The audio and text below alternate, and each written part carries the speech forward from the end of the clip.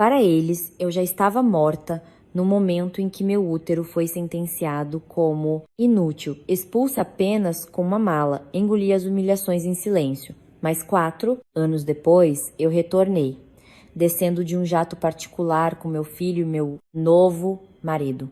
Meu sorriso destruiu o orgulho deles no silêncio. Antes de a história começar, por favor, escrevam nos comentários de qual cidade vocês estão assistindo a esta história. Não se esqueçam de curtir e se inscrever para que este canal possa crescer ainda mais e trazer histórias mais interessantes. O som de um trovão ribombou, rasgando o céu de São Paulo, que desde a tarde já estava escuro como breu. O clarão dos relâmpagos iluminava ocasionalmente a luxuosa sala de estar em um apartamento nos jardins, criando sombras longas, assustadoras nas paredes de mármore frio.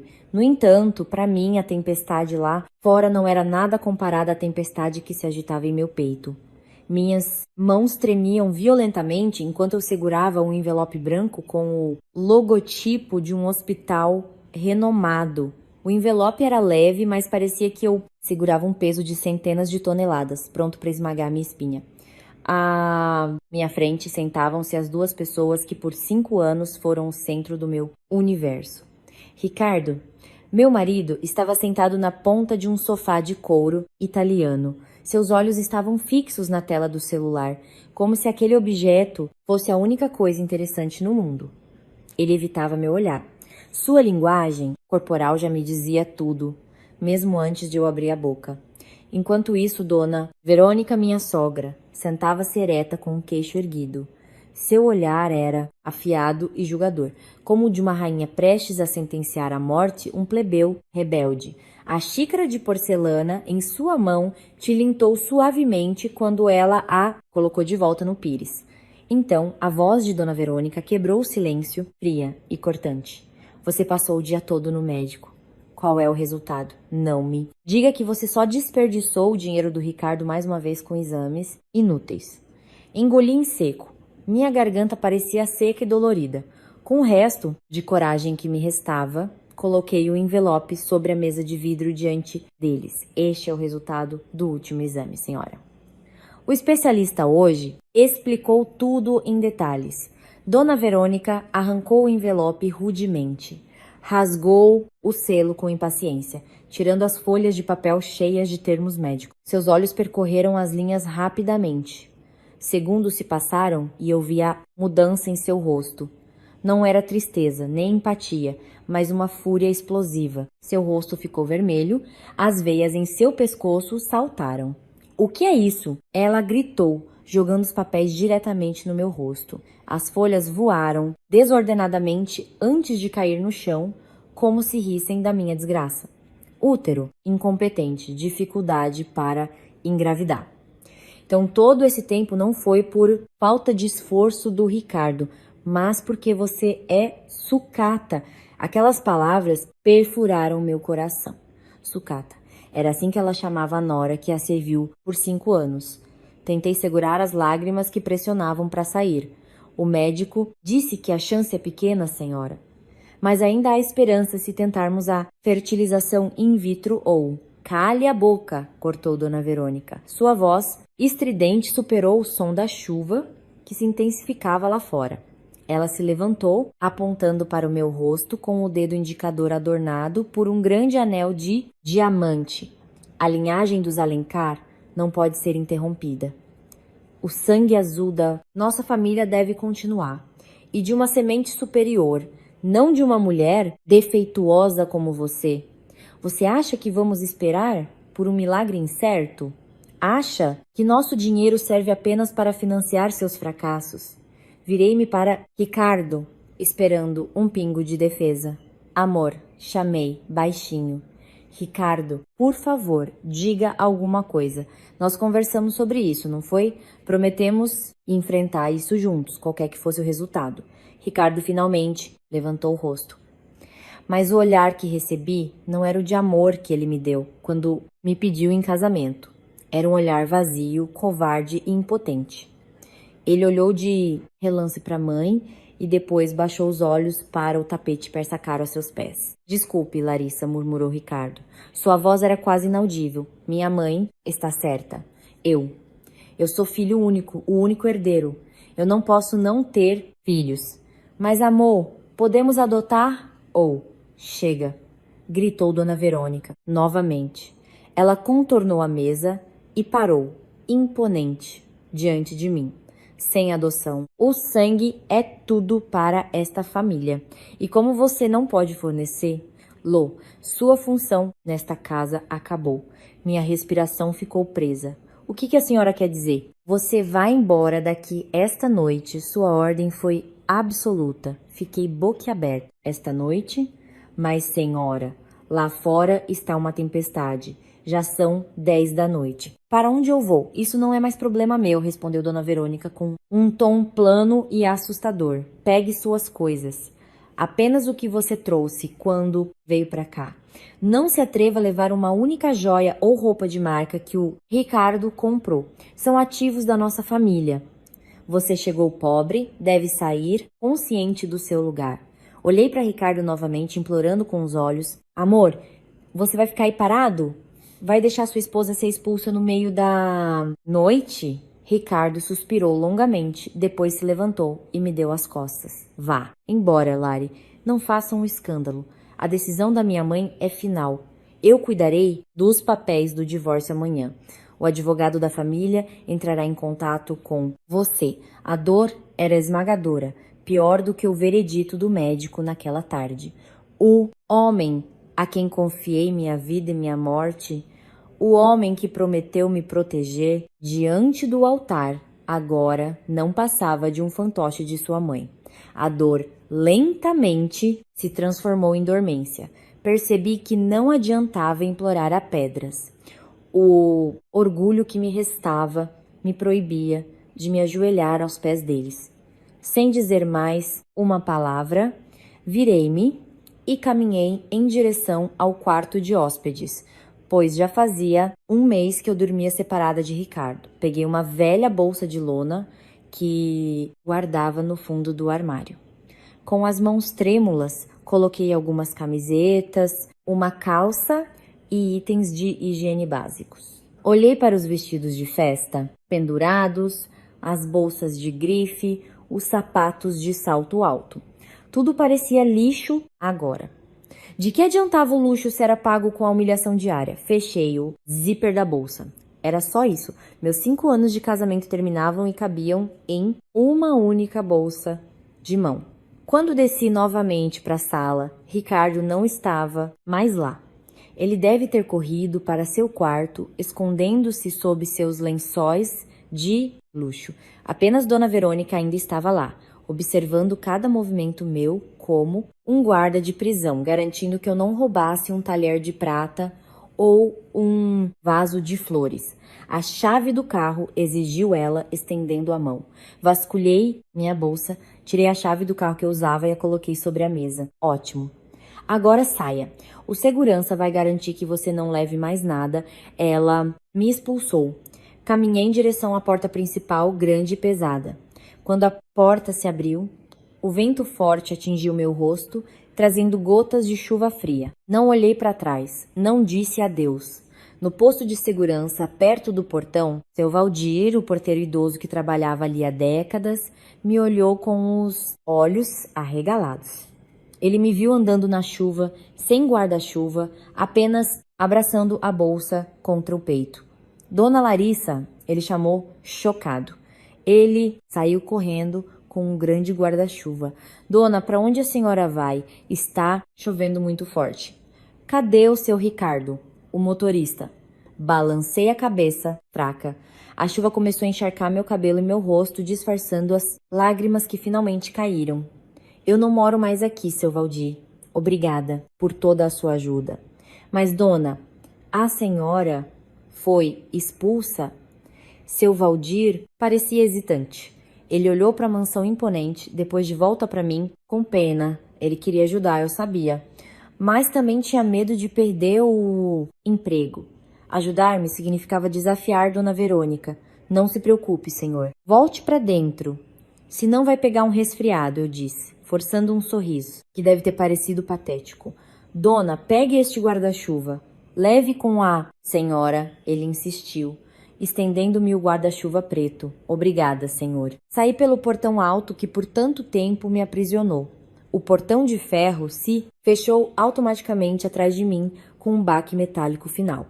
Fiquei na calçada deserta dos jardins. A chuva caía impiedosamente. Os relâmpagos iluminavam as ruas vazias. Eu estava sozinha, sem marido, sem casa, sem rumo. Mas estranhamente, no meio do frio que cortava os ossos, havia um vislumbre de alívio em um canto do meu coração. A prisão dourada havia se fechado. Eu estava livre. Embora essa liberdade parecesse aterrorizante, arrastei meus pés para longe da casa que um dia chamei de inferno, em direção à escuridão incerta da noite. 2 semanas se passaram desde aquela noite. A vida deu uma guinada de 180 graus, me jogando de um colchão macio com lençóis de seda para um colchão de espuma fino e mofado em um cubículo de 3 metros. Meu novo lar era em um beco estreito na periferia da zona leste de São Paulo. Um labirinto de concreto onde até a luz do sol lutava para entrar. O ar aqui era diferente. Se nos jardins o ar cheirava aromaterapia e ar condicionado central, aqui era denso, quente e úmido. O cheiro de esgoto entupido, misturado com o cheiro da comida dos vizinhos e fumaça de cigarro, me recebia toda vez que eu abria a porta. A tinta das paredes do meu quarto no cortiço estava descascando, revelando manchas de mofo que formavam ilhas de tristeza.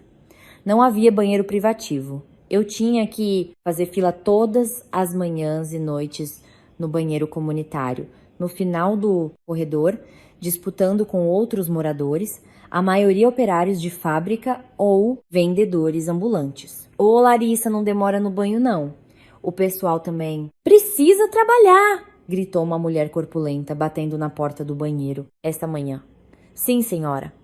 1 minuto, respondi em pânico, enxaguando apressadamente o resto do sabão. A água que frequentemente acabava, então eu tinha que tirá-la de um tanque cuja água era turva. Antigamente, eu podia passar 1 hora imersa em uma banheira com sais de banho. Agora, poder me banhar com água fria já era um luxo. Depois de me vestir com o que tinha, uma camiseta velha e um jeans desbotado, eu saía imediatamente. O dinheiro que restava na minha carteira quando fui expulsa era muito pouco.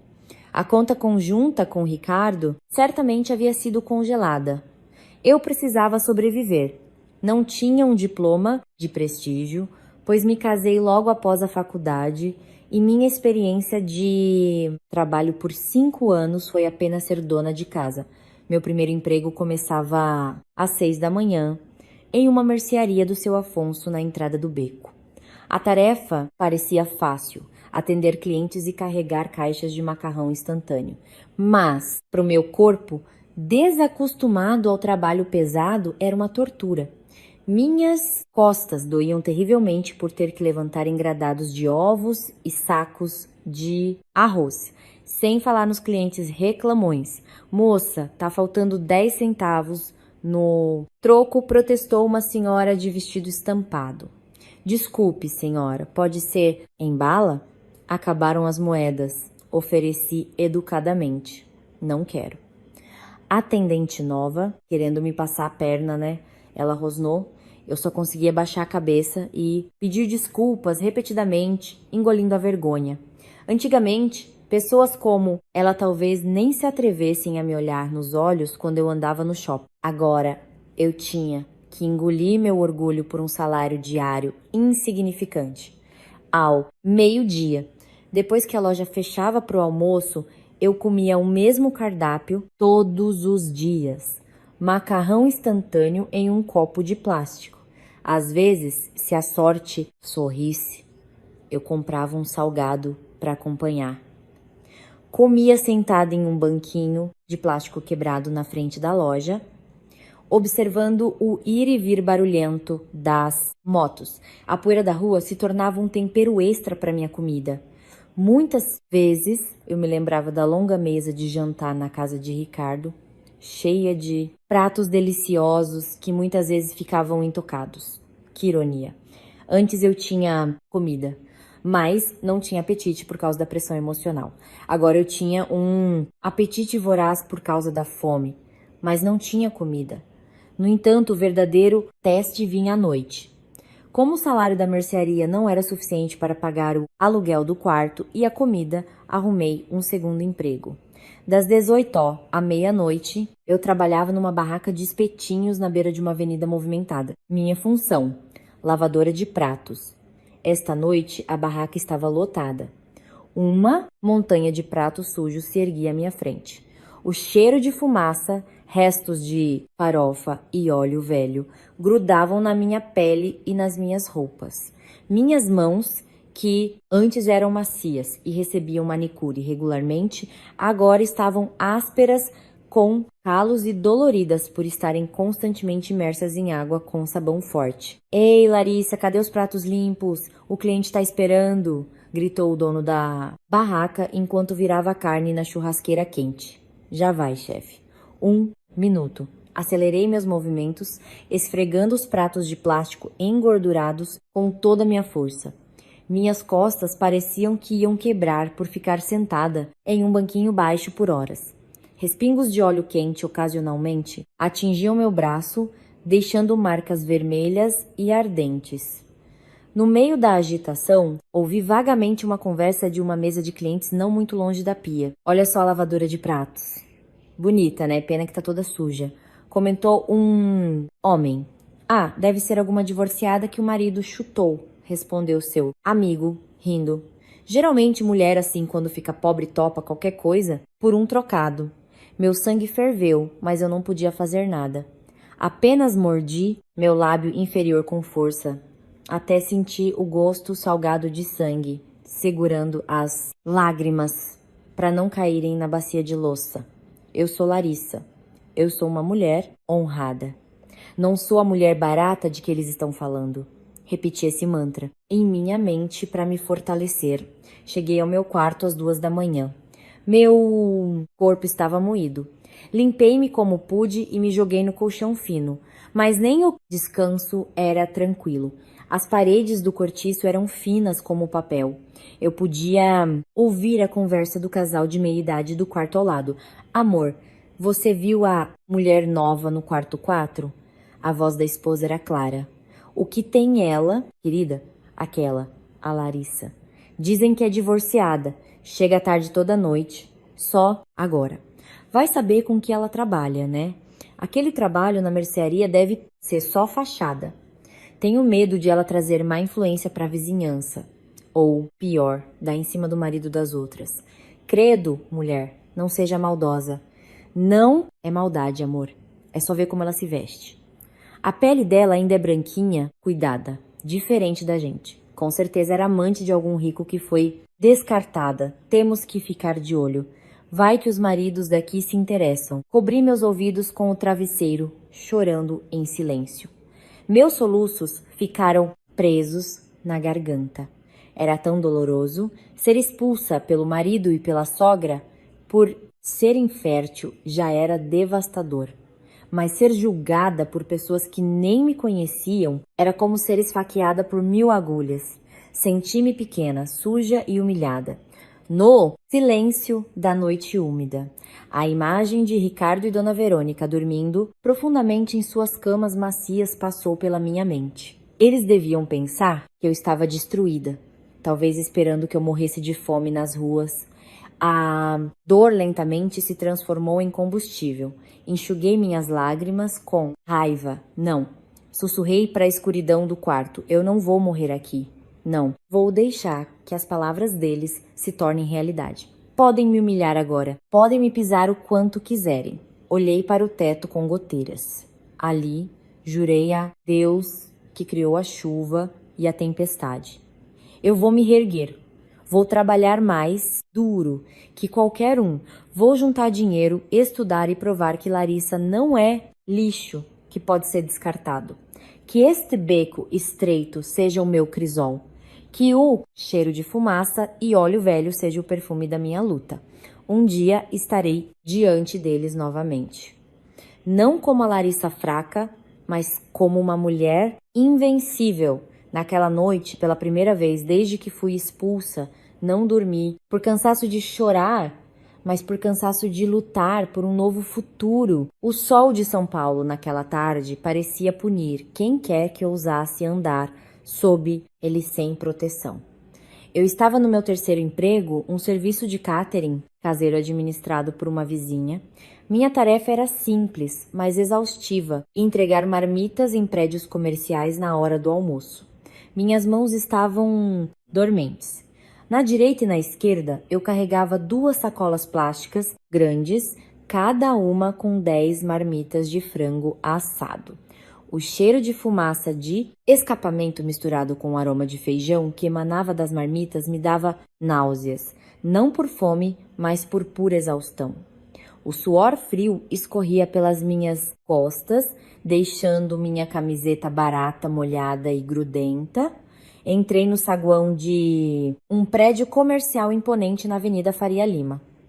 O piso de mármore brilhava, refletindo minha imagem desgrenhada. O ar-condicionado central e frio atingiu minha pele queimada de sol, criando uma sensação desconfortável de arrepio. Ao meu redor, executivas caminhavam com seus saltos altos, que faziam um som rítmico de tac-tac-tac. O perfume caro que elas usavam pairava no ar. Eu já fiz parte desse mundo.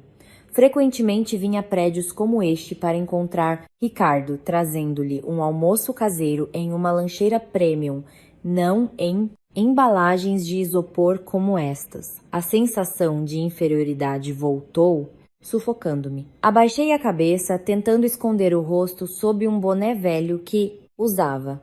Andei rapidamente em direção ao elevador de serviço nos fundos, a rota para entregadores e pessoal de limpeza. No entanto, com a pressa e minha visão pouco turva pela falta de sono, na noite anterior lavei pratos até as 2 da manhã, não vi alguém que acabava de virar o corredor. Bum! Meu corpo colidiu com uma figura robusta. Perdi o equilíbrio. Uma das grandes sacolas plásticas na minha mão direita caiu. As marmitas se espalharam pelo chão. 2 delas se abriram, derramando arroz, frango e salada sobre os sapatos de couro brilhantes do homem em quem esbarrei. Meu coração pareceu parar. Meu Deus, desculpe. Me desculpe, Senhor, exclamei em pânico. Ajoelhei-me imediatamente, recolhendo a comida espalhada com as mãos nuas, sem me importar com o quão sujo e nojento parecia. Eu vou pagar, Senhor. Desculpe, foi sem querer. Por favor, não me denuncie à segurança. Meus olhos já estavam cheios de lágrimas.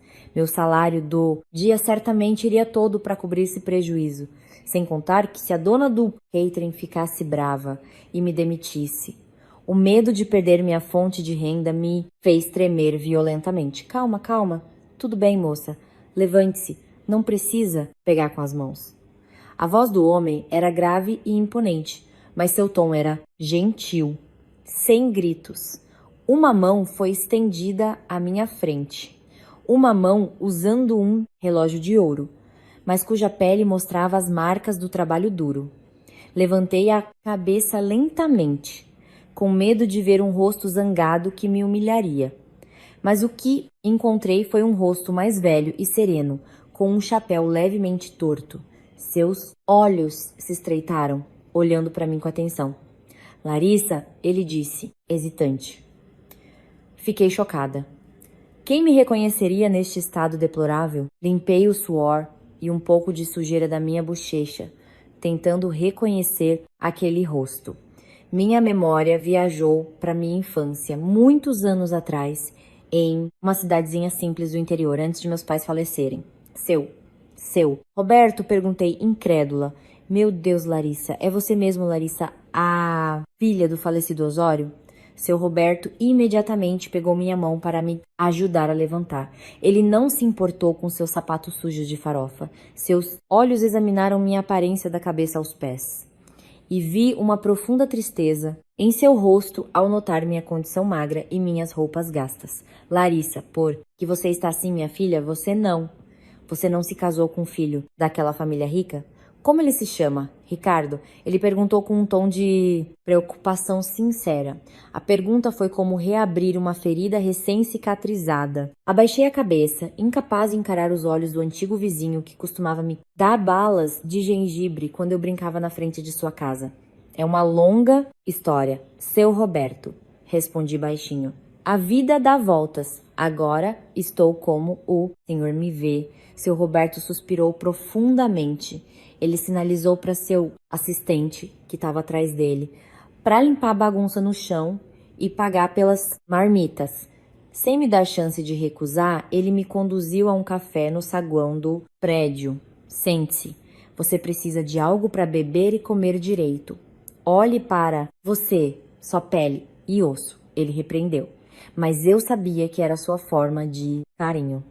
No café, diante de uma xícara de chocolate quente e um sanduíche, minhas defesas ruíram. Contei tudo. O diagnóstico médico, Ricardo, sendo um covarde. Dona Verônica me expulsando no meio da chuva e minha vida atual no beco estreito. Seu Roberto ouviu sem interromper. Seu rosto ficou vermelho de raiva, contida, quando contei sobre a expulsão. Sua mão se fechou em um punho sobre a mesa.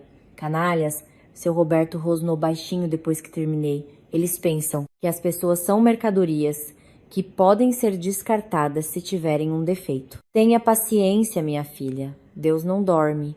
Ele me olhou intensamente. Larissa, com que você está trabalhando agora? De manhã, na mercearia. De tarde, entrego marmitas. À noite, lavo pratos na barraca de espetinhos. Senhor, respondi honestamente. Seu Roberto balançou a cabeça. Isso não é trabalho para você. Eu sei que você é uma moça inteligente. Você sempre foi a primeira da classe, não é?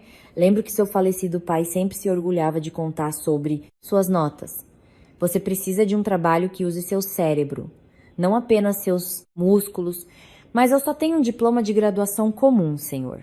0 experiência de trabalho. Por 5 anos, fui apenas dona de casa. Quem me contrataria, eu contrato. Cortou seu Roberto, firmemente. Fiquei boquiaberta. O que o senhor quer dizer? Agora eu tenho uma empresa de logística de cargas. Graças a Deus, o negócio prosperou. Tenho armazéns no Porto de Santos e navios fretados. Mas estou com dor de cabeça, Larissa. O pessoal no porto é rude, a administração é uma bagunça. Muitas mercadorias desaparecem. Os registros não são claros. Preciso de alguém honesto e meticuloso para organizar a gestão do armazém. Ele se inclinou para frente. O trabalho é pesado, Larissa. O lugar é quente, empoeirado, cheio de gente da estiva. Não tem ar-condicionado como nos jardins. O salário talvez não seja tão grande quanto a sua mesada do seu ex-marido, mas é suficiente para você alugar um lugar decente e comer bem. Você quer? Olhei para aqueles olhos idosos. Ali não vi piedade humilhante, mas uma oferta de oportunidade e confiança. Isso não era caridade, era um desafio. Eu quero o Senhor, respondi com firmeza, sem hesitar. Não tenho medo do calor, não tenho medo da poeira. Só tenho medo de ser pobre e pisoteada novamente. Seu Roberto sorriu largamente, dando um tapinha no meu ombro. Ótimo.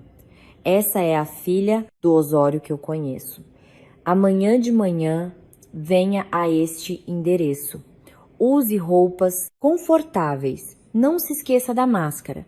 Nossa verdadeira guerra começa amanhã. Quando saí do prédio, o céu de São Paulo ainda estava escaldante, mas meu coração estava fresco. No bolso da minha calça havia um cartão de visitas, Harmat Cargo, Logística e um maço de dinheiro que seu Roberto me forçou a aceitar como um adiantamento para comprar roupas de trabalho decentes. Segurei aquele dinheiro com força, não pelo seu valor, mas pela esperança que ele oferecia. Naquele dia jurei não decepcionar seu Roberto. eu transformaria aquele armazém empoeirado em meu campo de ouro. O Porto de Santos não é lugar para os fracos de coração. No meu primeiro dia de trabalho lá, fui recebida por uma orquestra do caos.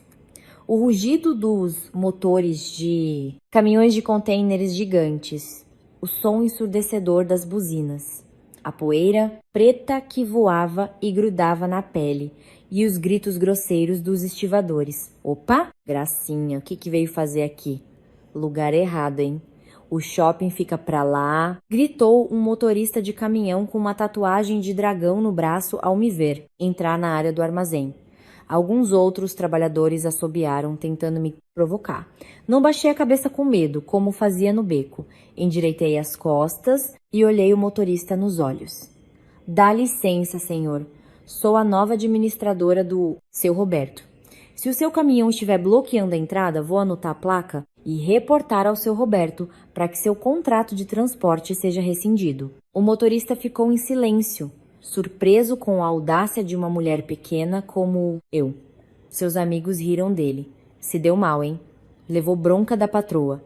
A partir daquele momento, eles começaram a me respeitar. Eu não vim aqui para fazer amigos ou charme. Vim para trabalhar. Meu escritório era uma pequena sala de vidro em um canto do enorme armazém, cheio de pilhas de caixas e contêineres. Tava um caos quando entrei pela primeira vez. Manifestos de carga espalhados pelo chão, faturas misturadas com embalagens de salgadinhos e um computador velho com a tela coberta de poeira. Começando do zero, Larissa, murmurei para me encorajar. Os primeiros meses foram um inferno. Tive que aprender termos de logística que eram estranhos para mim. Bill of lading, freight forwarding, desembaraço aduaneiro, demurragem. Todas as noites, depois de voltar para casa, com o corpo pegajoso e cheirando a diesel, não ia direto para a cama. Abria o laptop usado que comprei com meu primeiro salário, pesquisando o significado daqueles termos na internet. Aprendi sobre rotas de navegação, tipos de commodities e como calcular a cubagem da carga. Minha meticulosidade começou a dar frutos. Em 3 meses, descobri um vazamento de fundos operacionais no armazém. Acontece que um supervisor manipulava os relatórios de combustível dos caminhões. Reportei a seu Roberto com dados completos e provas. O supervisor foi demitido e a confiança de seu Roberto em mim aumentou. Você é incrível, Lari elogiou seu Roberto uma tarde, enquanto comíamos um PF no escritório do armazém. O armazém está organizado. As entregas estão no prazo. As reclamações dos clientes diminuíram drasticamente. Eu não errei em te escolher. Isso é só começo, senhor, respondi sorrindo. Eu vejo outra oportunidade. Qual? Até agora só operamos em rotas seguras, no Sudeste e Sul. Mas a demanda por frete para o Norte e Nordeste, especialmente para a Amazônia e o interior do Nordeste, é altíssima. O preço das coisas lá é caro por causa da dificuldade do frete. Se conseguirmos abrir uma rota de frete especial para lá com preços competitivos, o lucro pode ser 3 vezes maior. Seu Roberto pareceu hesitante. O risco é grande, Lari. As condições de navegação no norte são difíceis, sem falar nos problemas de segurança nos portos de lá. Eu já pesquisei, senhor. Podemos colaborar com a navegação de cabotagem. Também estudei o seguro de carga para minimizar o risco de perdas. Me dê a chance de liderar um projeto piloto para Manaus. Se falhar, pode cortar meu salário por 1 ano. Seu Roberto me olhou por um longo tempo, depois gargalhou. Você é tão ousada quanto eu era na sua idade. Tudo bem, vá em frente. Eu financio. Aquele projeto foi minha grande aposta. Trabalhei loucamente. Entrei em contato com fornecedores da Zona Franca de Manaus para a carga de retorno, para que o navio não voltasse vazio para Santos. Negociei arduamente com os donos dos navios. Cheguei a dormir no armazém por 1 semana para garantir que a embalagem das mercadorias estivesse segura contra tempestades. E deu certo. A primeira remessa foi um sucesso estrondoso. O lucro líquido fez os olhos de seu Roberto se arregalarem. A partir daí, meu nome começou a ser conhecido no porto. Dona Larissa da Ramat Cargo, a mulher de ferro que transformou o negócio de logística do seu Roberto. No entanto, eu não estava satisfeita apenas com salário e bônus. Lembrei-me da humilhação de Dona Verônica sobre dinheiro. Percebi que para me proteger no futuro, eu precisava do meu próprio forte financeiro. Durante o almoço, enquanto outros funcionários fumavam ou dormiam, eu estudava investimentos. Lia livros sobre ações e fundos de investimento.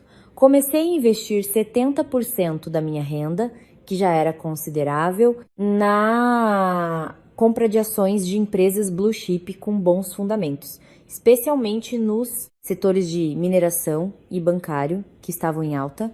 Vivi de forma frugal, ainda morando em um apartamento alugado simples, um pouco melhor que meu antigo quarto, para poder reinvestir meu dinheiro no mercado de capitais. 2 anos se passaram rapidamente. A transformação foi real. Esta manhã, eu estava diante de um grande espelho em meu novo apartamento em Moema. O reflexo no espelho não era mais a Larissa desleixada. Ali estava uma mulher com um blazer azul marinho que se ajustava perfeitamente ao corpo, calças sociais e um lenço de seda elegante no pescoço. Minha pele estava bem cuidada novamente. Meus olhos brilhavam confiança. Borrifei um pouco de perfume, não mais o cheiro de óleo velho, mas um aroma suave de almíscar branco. Peguei as chaves do meu novo SUV na mesa. Hoje era o dia da assinatura do contrato social. Dirigi meu carro até a nova sede da Ramat Cargo, agora em um prédio comercial moderno de 3 andares. Roberto me recebeu com um sorriso orgulhoso.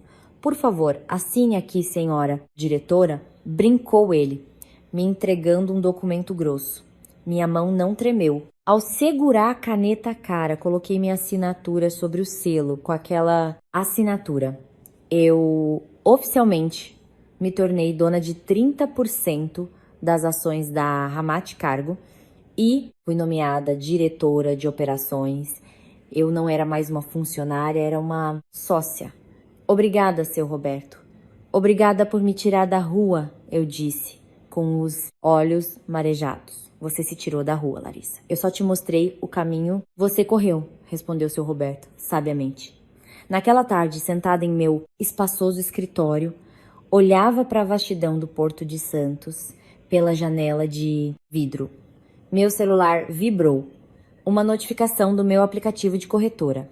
Minha carteira de ações estava toda no verde. Seu valor já atingindo a casa dos milhões de reais, graças aos juros compostos e a estratégia de investimento agressiva que adotei nos últimos 2 anos. Abri a galeria do meu celular, olhando para uma foto antiga que guardei secretamente, a foto do meu casamento com Ricardo. Aquele rosto já foi tudo para mim. Agora parecia estranho. A dor ainda estava lá, como uma cicatriz de cirurgia, que às vezes dói com a chuva, mas não era mais fatal. Dona Verônica, Ricardo, sussurrei para a foto. Vocês me descartaram porque eu não podia lhes dar um herdeiro. Mas vejam, eu dei à luz outros filhos. Este negócio, esse sucesso são meus filhos, nascidos do útero do sofrimento que vocês criaram. Fechei o celular, o passado estava acabado.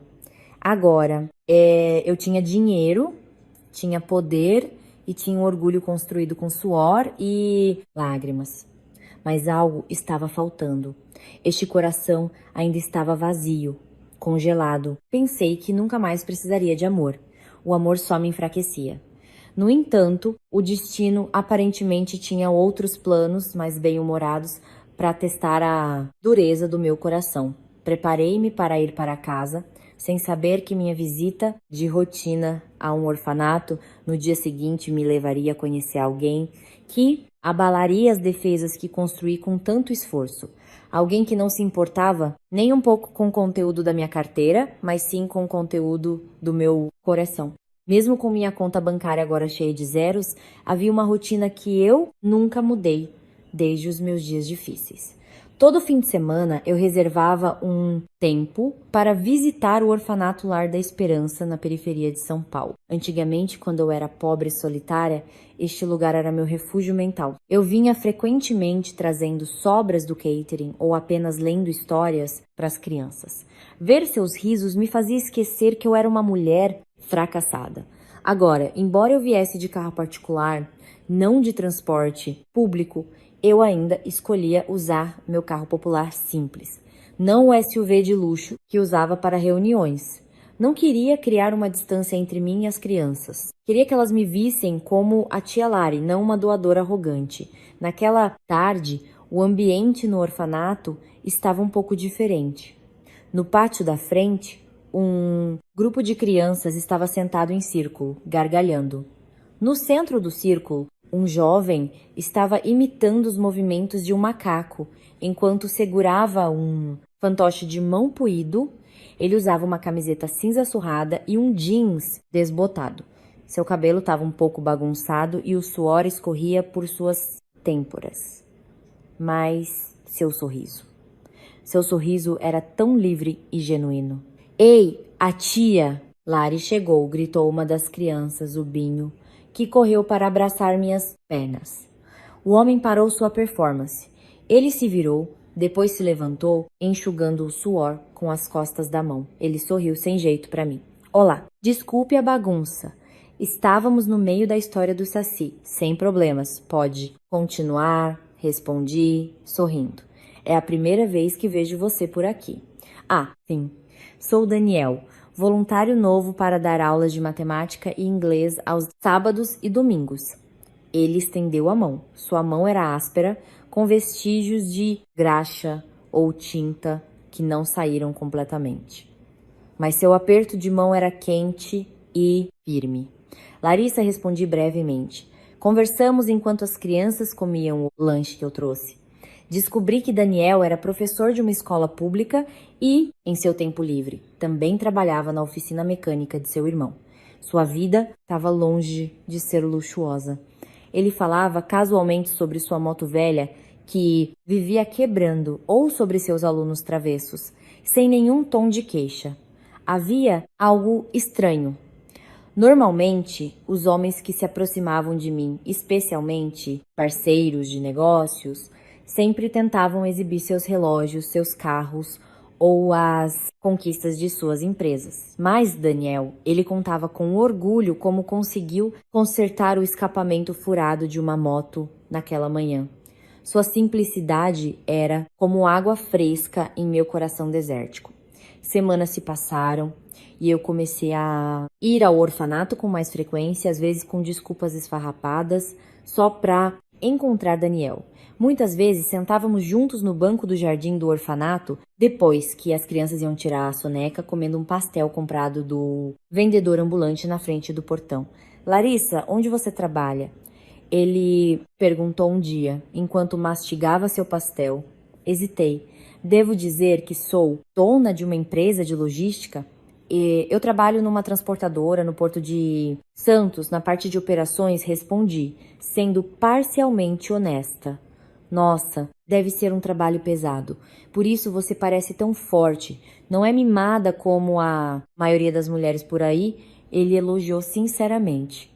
Meu coração acelerou. Forte. Não bonita, não rica, mas forte. Foi o elogio mais lindo que eu já ouvi. No entanto, à medida que nos aproximávamos, meus velhos medos ressurgiram.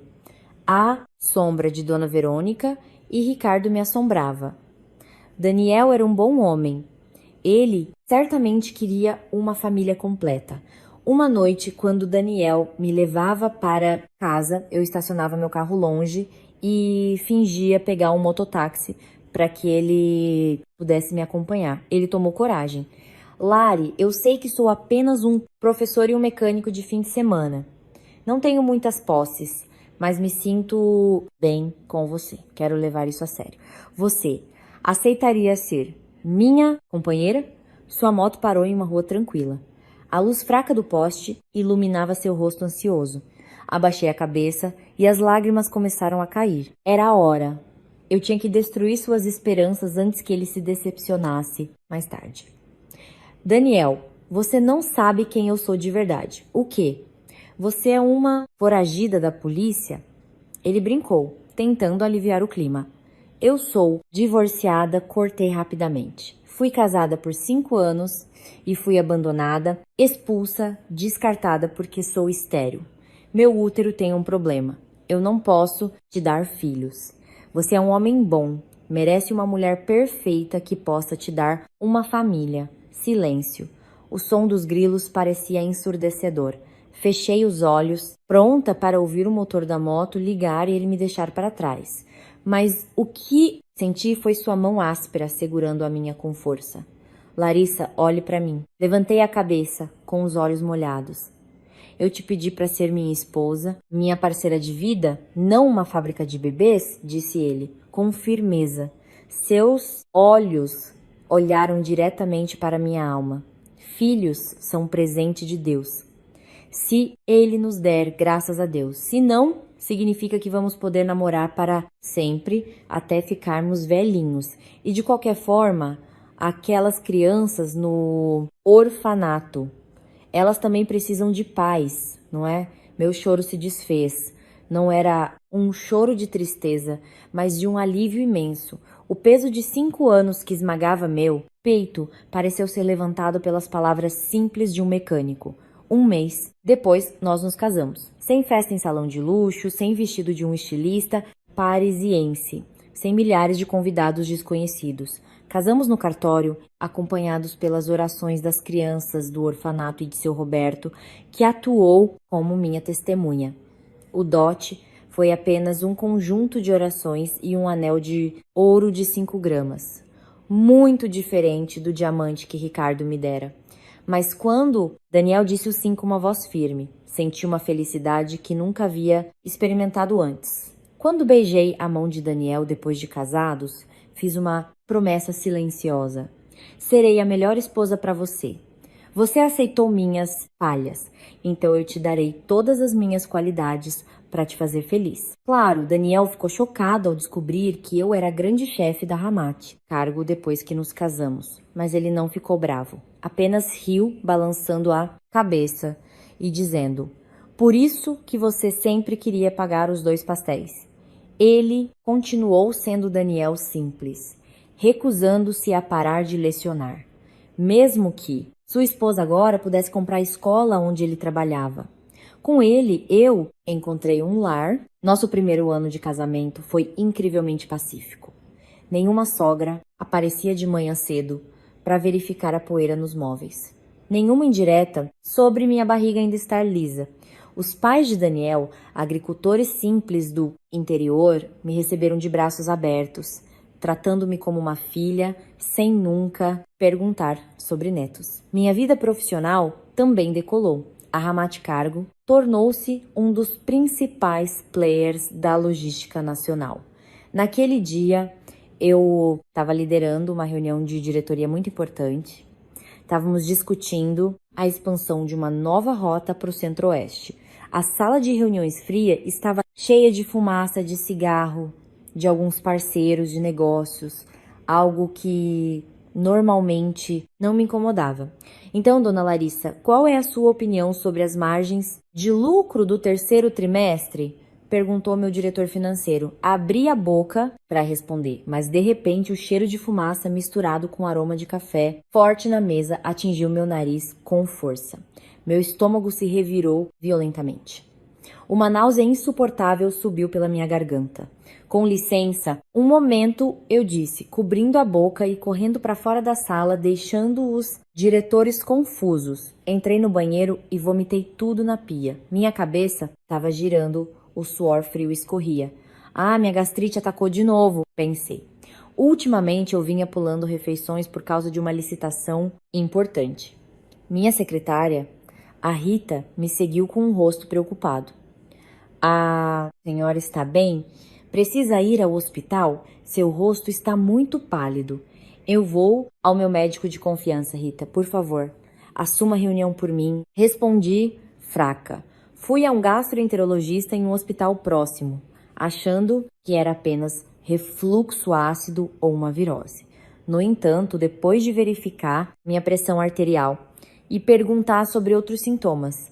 O médico sugeriu que eu fosse ao ginecologista no andar de cima. Doutor, eu sou infértil. O diagnóstico foi claro há anos. Argumentei educadamente. É impossível eu estar grávida. Deve ser só um mal-estar.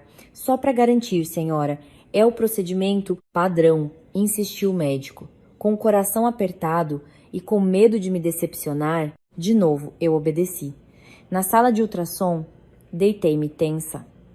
Olhando para o teto, lembrando-me do trauma passado em uma sala como esta com Ricardo e Dona Verônica, esperando o veredito que destruiu minha vida, a ginecologista, uma mulher de meia-idade amigável, aplicou um gel frio na minha barriga. Ela moveu o transdutor para lá e para cá. Silêncio por um momento. Fechei os olhos, pronta para ouvir as palavras vazio ou cisto. Dona Larissa chamou a médica. Sim, doutora. É um tumor? Perguntei, pessimista. Olhe para a tela, senhora. Abri os olhos lentamente. Na tela em preto e branco havia um pequeno ponto piscando. É o batimento cardíaco, disse a médica suavemente. Tem 8 semanas. A senhora está grávida. O feto está saudável e forte. Meu mundo parou de girar. O tempo pareceu congelar. O quê? Como, doutora? Deve ter trocado o paciente. Ah, médica riu baixinho. Não, senhora, este é o seu útero. Veja, esse é o saco gestacional. É um milagre, senhora. Às vezes, o diagnóstico médico pode ser superado pela paz de espírito. Talvez porque agora a senhora não está estressada, seus hormônios se equilibraram e a concepção aconteceu. Saí do hospital flutuando. Dirigi para casa com as mãos trêmulas, mas desta vez tremendo de felicidade. Ao chegar em casa, Daniel estava regando as plantas em nosso pequeno jardim. Ele usava sua camiseta favorita. Amor, chamei. Minha voz estava rouca. Daniel se virou e, vendo meu rosto inchado de tanto chorar, fechou a torneira e correu até mim. O que foi, Lari? Problema no escritório. Quem te fez mal? Balancei a cabeça e entreguei a ele a foto do ultrassom. Daniel pegou confuso, virando o papel preto e branco. Que é isso, Lari? Uma foto da Lua? É o nosso filho, amor. Eu solucei. Daniel ficou em silêncio. Sua boca se abriu um pouco. Seus olhos se arregalaram, olhando para a foto, depois para minha barriga e de volta para os meus olhos. Você tá falando sério? A médica não se enganou? Ela disse que Deus nos deu essa bênção. Amor, eu estou grávida. No segundo seguinte, Daniel se ajoelhou na grama molhada do jardim. Ele beijou o chão. Seus ombros tremiam violentamente. Ele chorou compulsivamente, agradecendo a Deus repetidamente. Aquela cena era muito mais bonita do que toda a riqueza do mundo. Meu marido, meu guia, chorando de felicidade para receber nosso filho. Ele se levantou e me abraçou com força, como se eu fosse a coisa mais frágil do mundo. Obrigado, meu amor. Obrigado. Vamos cuidar dele, certo? Você não vai mais trabalhar tanto. Deixa que eu cozinho, eu lavo a roupa, você só descansa. Os 9 meses de gravidez foram os mais felizes e tensos da minha vida. Daniel se tornou um marido exemplar. Proibiu-me de fazer hora extra. Massageava meus pés inchados todas as noites e sempre lia uma oração na frente da minha barriga antes de dormirmos. Não havia pressão para ser um menino ou para ser perfeito como antes. Daniel apenas orava. Meu Deus, que minha esposa e meu filho fiquem bem. E em uma madrugada silenciosa, em meio a uma chuva fina que trazia bênçãos, o choro de um bebê quebrou o silêncio da sala de parto. É um menino, senhora. Lindo demais, disse a parteira. Daniel sussurrou a oração do Adão no ouvido do bebê, com a voz trêmula e lágrimas escorrendo sem parar. Nós o chamamos de Mateus, um nome forte e resiliente. Olhei para o rostinho de Mateus dormindo em meu peito. Seu rosto era uma mistura perfeita dos meus olhos e do nariz de Daniel. Mas mais do que isso, Mateus era a prova da vitória. A prova de que o veredito humano não é nada comparado ao poder de Deus. A prova de que a paciência e a fé sempre são recompensadas. Beijei a testa do meu filho. Bem-vindo, Mateus. Você é a resposta às orações de uma mãe que quase perdeu a esperança. Você é a minha nova força para enfrentar o mundo. E esse mundo eu enfrentaria em breve. O convite para um investimento em Trancoso acabara de chegar ao meu e-mail. O passado estava acenando, e desta vez eu o saudaria não com lágrimas, mas com a cabeça erguida. 4 anos. O tempo é um conceito estranho. Quando chorei sob a chuva torrencial em frente ao portão daquela mansão nos jardins, 2 segundos pareceram 2 séculos de tortura. No entanto, nos últimos 4 anos, desde a chegada de Mateus e a transformação da Ramat Cargo no gigante da logística, chamado Grupo RL, o tempo passou num piscar de olhos. Naquela manhã, São Paulo parecia cinzenta à vista da janela do meu escritório no 18º grau andar. A nova sede do Grupo RL se erguia imponente no coração empresarial da cidade, um símbolo de conquista construído com suor, lágrimas e a coragem de se reerguer.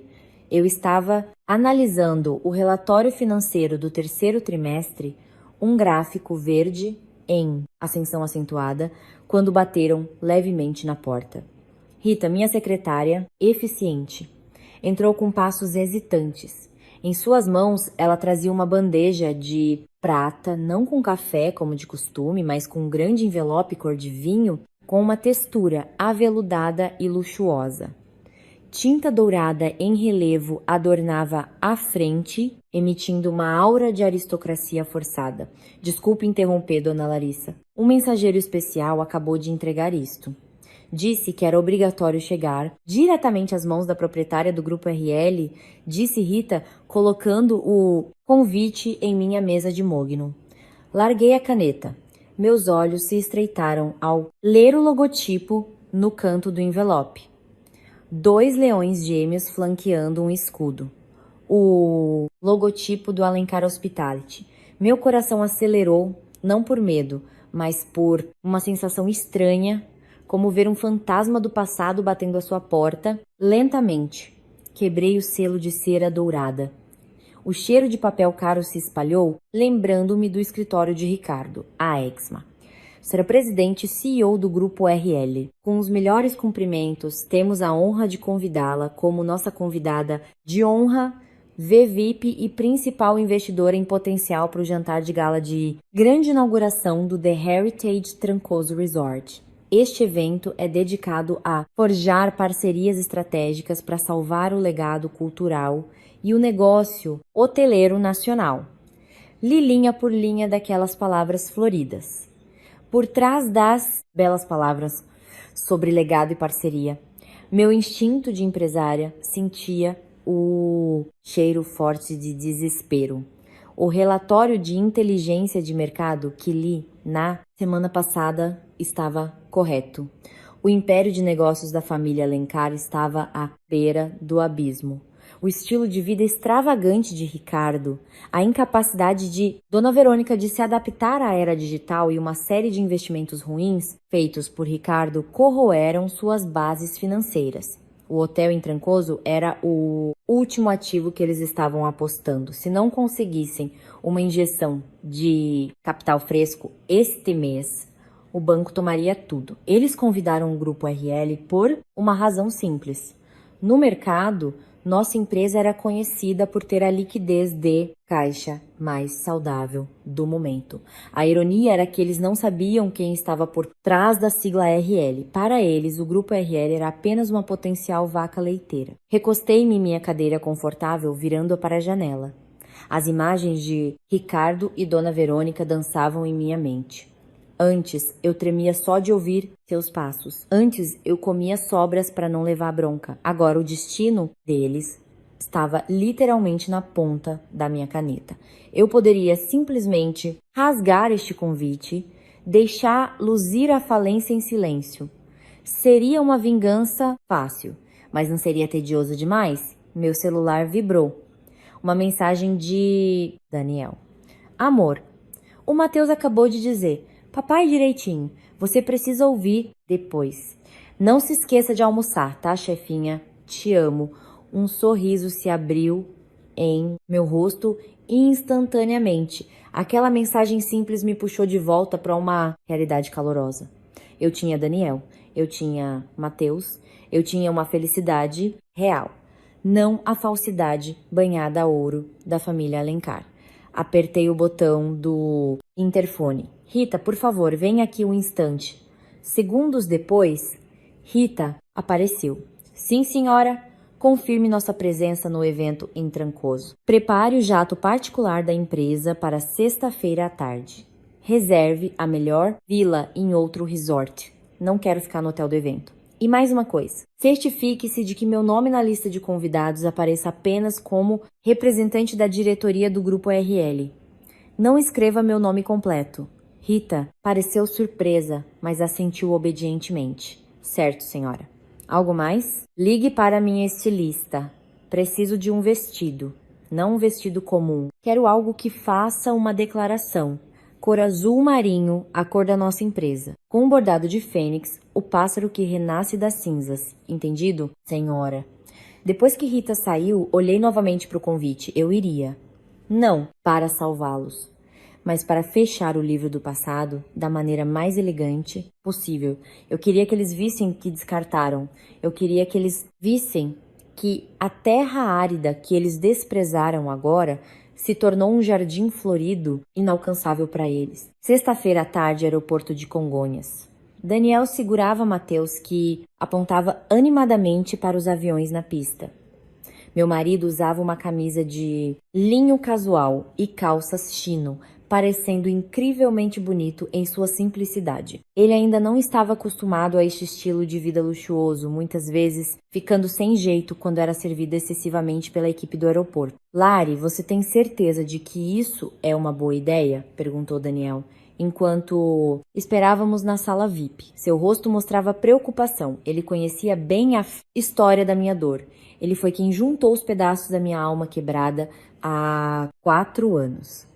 Segurei sua mão, sentindo os calos em sua palma, que sempre me faziam sentir segura. A mão de um trabalhador, a mão de um pai amoroso. Não vou mentir, amor. Estou com um pouco de medo, admiti honestamente. Mas eu preciso disso. Preciso ficar diante deles, olhar nos olhos deles e garantir a mim mesma que eles não têm mais poder sobre meus sentimentos. Não é sobre vingança, amor. É sobre validação pessoal. Daniel me olhou atentamente, depois assentiu. Ele beijou as costas da minha mão. Eu te apoio 100%. Se eles tentarem alguma coisa, lembre-se que seu marido aqui já foi campeão de capoeira do bairro. Ele brincou, tentando aliviar a tensão. Eu ri. E agora é o campeão de troca de fraldas do Mateus. A viagem para a Bahia pareceu curta. Dentro da cabine, silenciosa do avião, observei Mateus dormindo profundamente no colo de seu pai. Seu rosto era tão pacífico. A criança que a medicina disse ser impossível. A criança que minha ex-sogra disse que nunca existiria. A presença de Mateus era a maior prova de que Deus trabalha de maneiras misteriosas. Ele não veio quando eu estava em um palácio de ouro frio, mas veio quando eu estava nos braços de um homem simples que me amava sinceramente.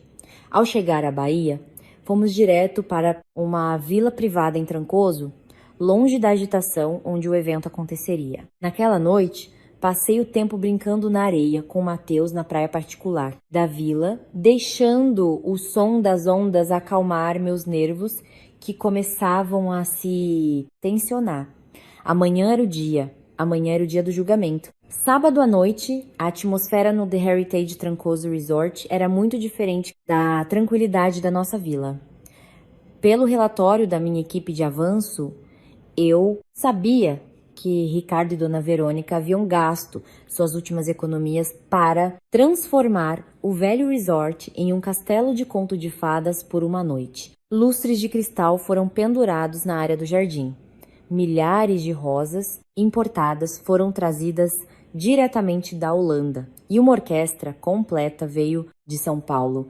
Eles queriam criar a ilusão de prosperidade, queriam que os investidores acreditassem que o Alencar Hospitality era um gigante adormecido, não um navio naufragando. No meu quarto, olhei meu reflexo no espelho do chão ao teto.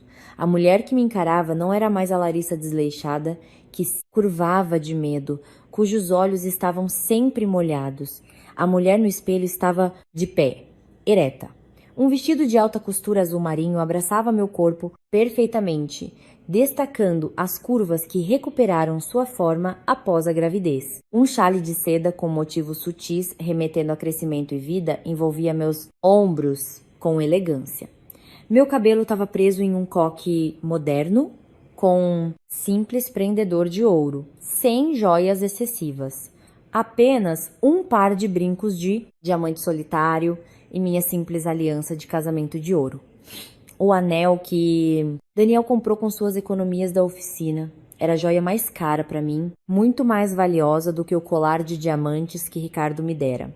A senhora tá linda, elogiou a maquiadora. Obrigada, respondi.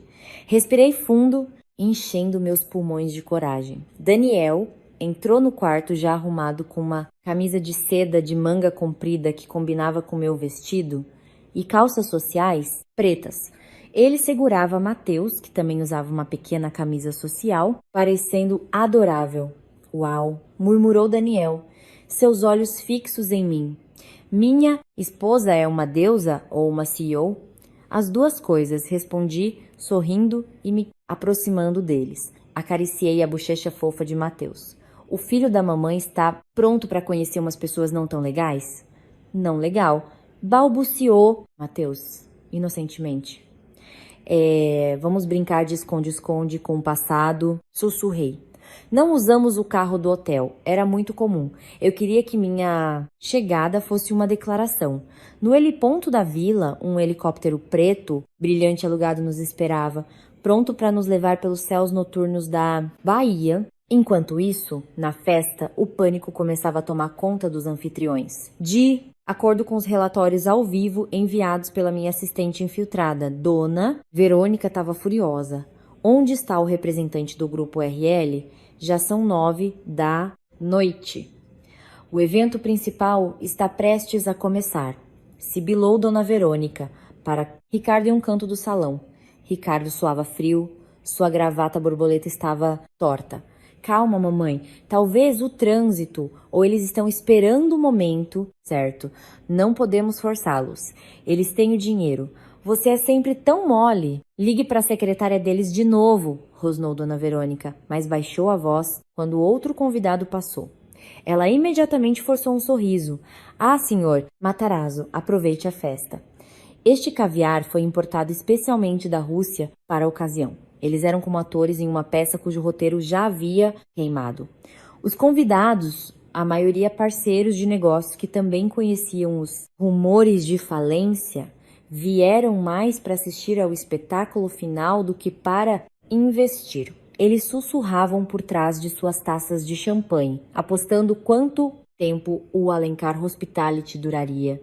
E no meio daquela falsidade, o som das hélices de um helicóptero começou a ser ouvido à distância. A princípio fraco, depois cada vez mais alto, fazendo vibrar as taças de cristal nas mesas do buffet. Um vento forte começou a soprar pela área externa da festa, fazendo folhas caírem e toalhas de mesa voarem. Os convidados olharam para cima, para o céu escuro. Um feixe de luz do helicóptero varreu a área da festa e depois concentrou no heliponto particular, localizado logo acima da escadaria principal do jardim. O pouso foi dramático, barulhento e hipnotizante. A poeira voou, forçando Dona Verônica a segurar seu penteado armado para não desmoronar. Ricardo apertou os olhos, tentando ver o logotipo na fuselagem do helicóptero. Nenhum logotipo, apenas um preto profundo e misterioso. O motor foi desligado. As hélices diminuíram a velocidade. Um silêncio caiu sobre as centenas de convidados. Todos os olhos estavam voltados para a porta da cabine. O mestre de cerimônias, confuso, mas tentando ser profissional, gritou no microfone: Senhoras e senhores, vamos dar as boas-vindas à chegada do nosso convidado VVIP esta noite. O salvador do futuro do nosso turismo, o representante do grupo RL, aplausos hesitantes foram ouvidos. A porta do helicóptero se abriu. Um segurança saltou primeiro, abrindo uma escada dobrável. Em seguida, um sapato masculino tocou o chão, seguido por uma figura robusta segurando uma criança pequena. Daniel desceu primeiro. Ele ficou de pé, seus olhos examinando a multidão abaixo, com um olhar protetor. Ele estendeu a mão para dentro da cabine. E foi aí que respirei pela última vez como meu passado e saí como meu futuro. Aceitei a mão do meu marido e desci com o queixo erguido. O vento noturno brincava com meu chale. Do alto do heliponto, eu podia ver tudo. Um mar de rostos olhando para cima. E na primeira fila, sob a luz dos holofotes, eu os vi. Que o espetáculo comece. Meus passos descendo a escadaria de pedra pareciam leves, como se eu estivesse andando sobre nuvens, não indo para a cova dos leões. Ao meu lado, Daniel caminhava com a calma de um soldado protegendo sua rainha. Em seus braços, Mateus olhava para as luzes da festa com os olhos brilhando, balbuciando alegremente de vez em quando. Luz! Luz! Sua voz inocente quebrou a tensão no ar. A distância entre nós e o grupo principal de convidados era de apenas 10 metros. Eu podia ver os detalhes dos rostos que antes assombravam meus pesadelos. Ricardo estava parado, rígido como uma estátua de cera derretendo. A taça de vinho em sua mão direita estava inclinada, seu conteúdo vermelho sangue começando a derramar no chão de mármore branco. Mas ele não percebeu. Sua boca estava ligeiramente aberta, seus olhos fixos em meu rosto, depois se movendo para minha mão direita segurando o braço de Daniel e, finalmente, pousando na pequena figura nos braços de Daniel. 1 minuto atrás, ele era o anfitrião arrogante. Agora, ele parecia uma criança perdida na floresta.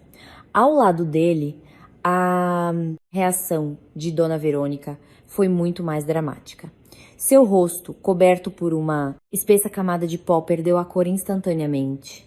Ela agarrou o braço de Ricardo com tanta força que suas unhas compridas provavelmente perfuraram o terno de seu filho. Seus olhos, os olhos que antes me olhavam com desprezo, agora estavam arregalados, emitindo uma mistura de horror, negação e confusão total. Seus lábios vermelhos tremiam, tentando formar palavras que não saíam. A festa ficou em silêncio absoluto. A música da orquestra parou, porque até o maestro estava paralisado, assistindo ao drama que se desenrolava. Os outros convidados começaram a perceber a tensão. Sussurros começaram a soar como um zumbido de abelhas. Essa não é a ex-esposa do Ricardo? A Larissa, que foi expulsa, diziam que ela era estéril. Como ela tá com uma criança? Espere. Ela é a representante do grupo RL? L. Roberto. Larissa? As peças do quebra-cabeça começaram a se encaixar na mente dos presentes. Eu saboreei cada segundo. Parei a exatamente 3 passos de Ricardo e sua mãe. O perfume forte de Ricardo, o cheiro que antes me enjoava agora parecia patético. Boa noite, eu saudei.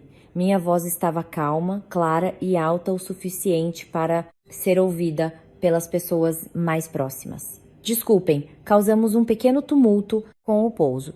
Nosso piloto insistiu que pousar aqui em cima era mais seguro do que nos apertarmos na entrada principal. Silêncio. Nenhuma resposta. Ricardo, chamei novamente, desta vez com um sorriso educado, treinado para reuniões de diretoria. Dona Verônica, como vai? Vocês parecem bem. Crash! O som quebrou o silêncio. A taça na mão de Ricardo finalmente caiu, estilhaçando-se no chão. Pedaços de vidro voaram, manchando seus sapatos de couro caros e a barra do vestido de sua mãe. Ricardo se assustou, como se tivesse acabado de acordar de uma hipnose. Larissa, sua voz estava rouca, como a de alguém que não bebia água há dias. É você mesmo? Claro que sou, respondi com leveza. Virei-me para o lado. Apresento meu marido Daniel, diretor da Fundação Lar da esperança e conselheiro em nossa empresa. E este que está ocupado mastigando biscoito é nosso filho, Mateus. A palavra filho atingiu o peito de Dona Verônica como uma marreta. A mulher mais velha cambaleou para trás.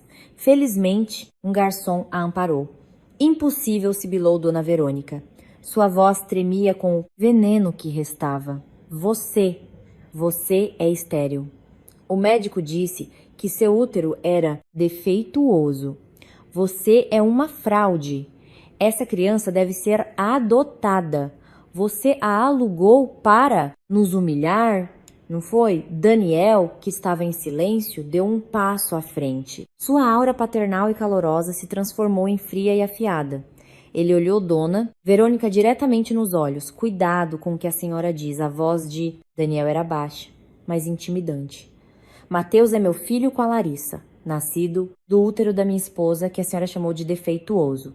Talvez Deus tenha fechado o útero da minha esposa quando ela estava com seu filho, porque ele sabia que a semente da sua família não merecia crescer no ventre de uma mulher tão nobre quanto a Larissa. Cheque mate. A frase de Daniel fez o rosto de Ricardo ficar vermelho de vergonha. Os convidados ao nosso redor prenderam a respiração. Foi a humilhação mais elegante, porém mais dolorosa. Já ouvida na alta sociedade paulistana. Daniel, já chega. Acalmei meu marido gentilmente.